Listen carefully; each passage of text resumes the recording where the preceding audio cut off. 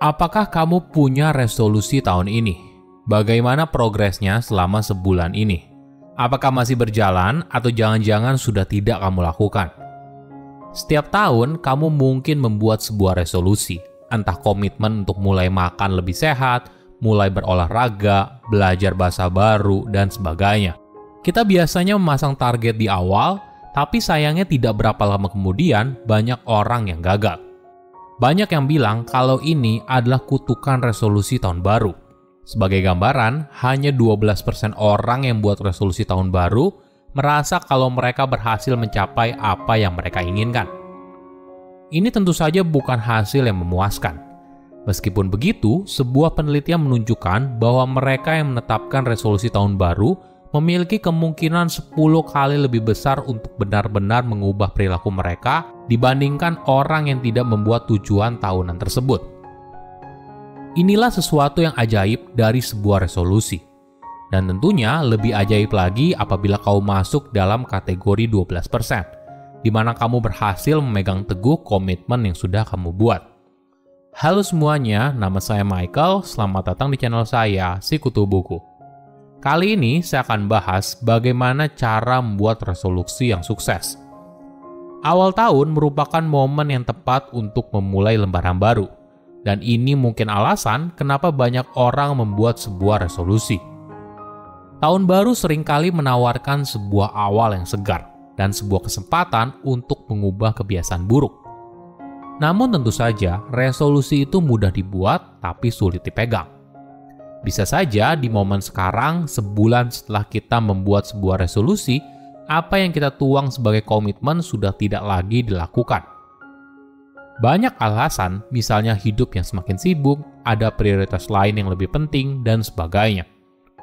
Mungkin sebagian dari masalahnya adalah karena kita tidak tahu bagaimana caranya membuat sebuah resolusi. Tidak peduli seberapa mulia niat kita untuk berubah. Coba cek dua hal ini. Apakah ini yang kamu lakukan sebelum mulai menetapkan resolusi tahun baru? Pertama, kamu memikirkan apa yang harus kamu lakukan, bukan apa yang sebenarnya ingin kamu lakukan. Kedua, kamu memikirkan apa yang harus kamu hentikan dibandingkan apa yang ingin kamu capai. Perlu dipahami, untuk berhasil dalam sebuah perubahan, kamu harus benar-benar menginginkan hal tersebut. Nah, apa kesalahan umum seorang dalam buat sebuah resolusi?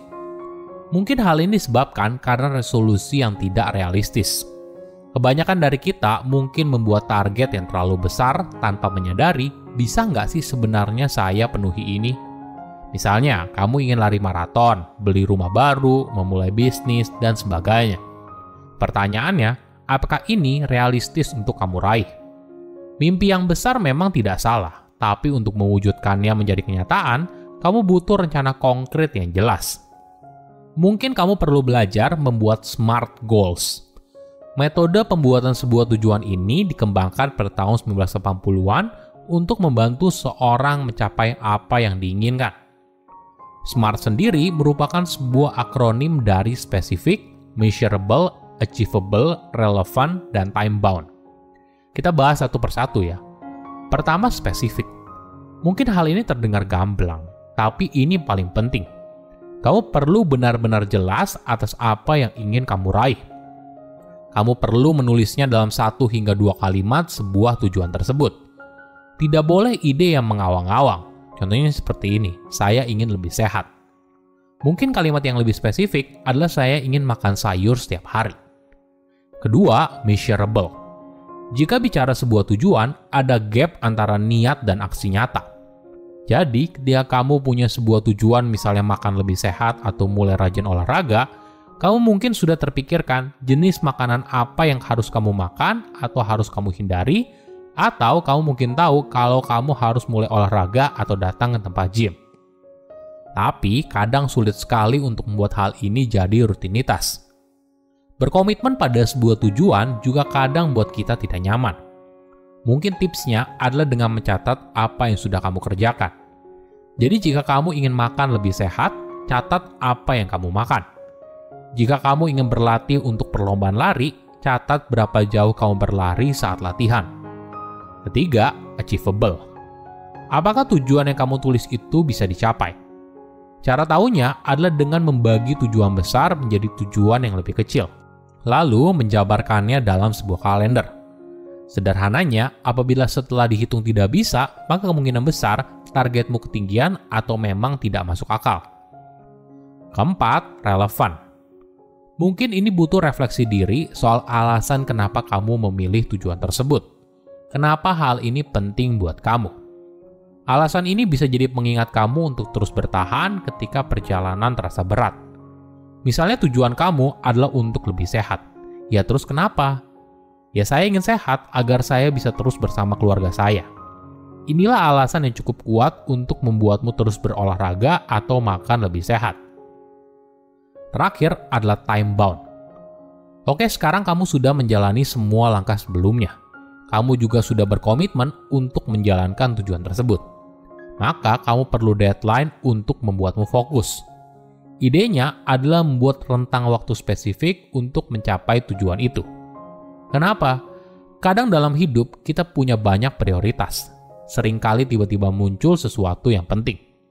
Deadline membuat kita menaruh tujuan besar yang kita inginkan agar selalu tetap berada di prioritas teratas. Jadi, kamu bisa membuat komitmen kalau kamu akan mencapai tujuan ini dalam sekian bulan atau sekian tahun. Saat membuat sebuah resolusi, mungkin kamu tergoda untuk menuliskan beberapa tujuan. Tapi sebenarnya, agar resolusimu efektif, maka lebih baik kamu hanya fokus pada satu saja di satu waktu. Kenapa? Karena satu tujuan saja belum tentu berhasil, apalagi banyak.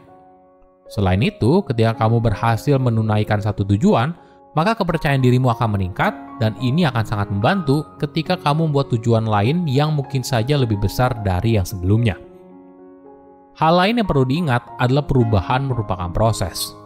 Kebiasaan buruk yang ingin kamu ubah mungkin sudah kamu jalani selama bertahun-tahun.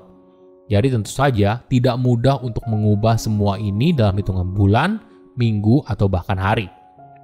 Bersabarlah dengan dirimu sendiri. Kamu harus sadar kalau mencapai resolusi yang kamu buat merupakan sebuah proses.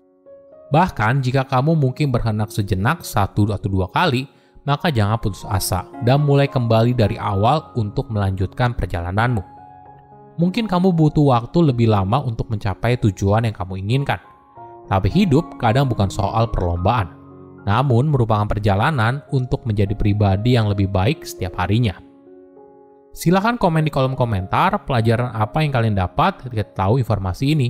Selain itu, komen juga mau tahu informasi apa lagi yang saya review di video berikutnya.